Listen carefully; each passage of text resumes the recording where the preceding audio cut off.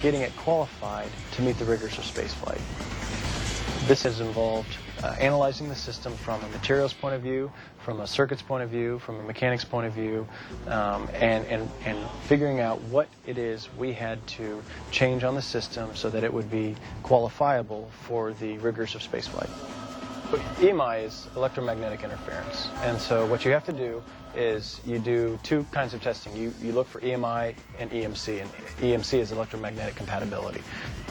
When you're a payload, or when you have a piece of hardware on the space station, you need to be sure that you don't interfere with the hardware that's on station, or that you don't get interfered with in a way that causes you to create a hazardous condition.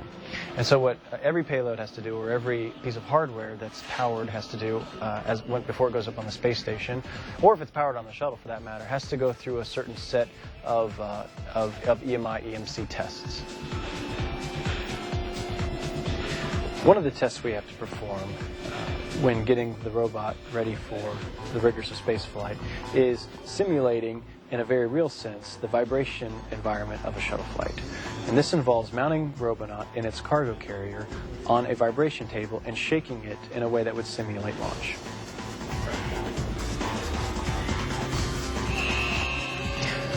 Robonaut launches on STS-133, which is in ULF-5, and our idea for Robonaut is to initially get it up on the space station and have it prove out a lot of the same sort of tasks we've been doing here on the ground. It's going to be in a stationary format. The robot's going to be hard mounted with a stanchion to a seat track assembly, and so the robot's going to be set up by the astronauts and perform its task, be torn down and stored. So the robot was designed in a very modular way. So you can replace an arm, you can replace a hand, you can replace a limb, you can replace a head, and so this affords us the opportunity to fly up individual pieces or individual parts of the robot that are approved for its next stages in life. For example, we could fly up an arm or a set of arms that are EVA arms. We could fly up a body that's an EVA body. And so we can replace the robot over time to make it meet the rigors of an EVA environment. Our second stage of the robot's life on the space station is going to involve a mobility package, which is going to involve a leg that it can use to move around the space station. And so that third stage of this is going to be an EVA package. So we're going to be upgrading the robot through the course of its life over the next couple of years, and we're going to get the robot outside.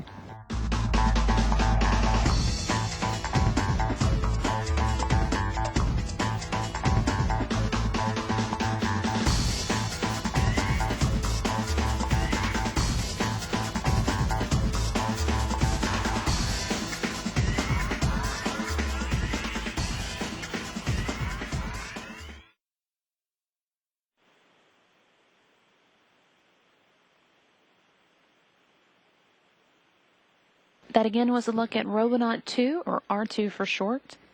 You can follow updates from the robot via its Twitter account, which is twitter.com/astrorobonaut. That's ASTROROBONAUT. Again, twitter.com/astrorobonaut. You can also find out more about the robot on the NASA website at nasa.gov/robonaut. Coming up next on NASA TV, in just a few minutes, we're going to have our next visitor, or guest of the night. That's going to be Ken Smith, who works here in the Space Shuttle Flight Control Room at the Mechanical Maintenance Arm and Crew Systems Console. That's coming up in just a few minutes.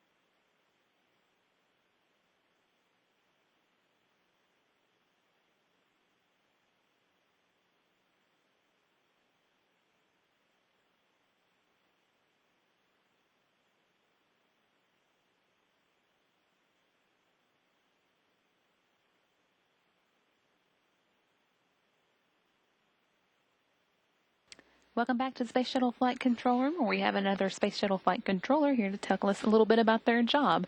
This time we have Ken Smith, who is with the MAX console. That's Mechanical Maintenance Arm and Crew Systems, right? That's correct. Very good. So what does that all mean? Well, it's other than the description of what it is, we cover a whole bunch of systems from the APU hydraulics all the way through the hatches, latches, doors, the docking system, along with any of the maintenance that goes on inside the vehicle when we're on orbit. Anywhere from doing cleaning filters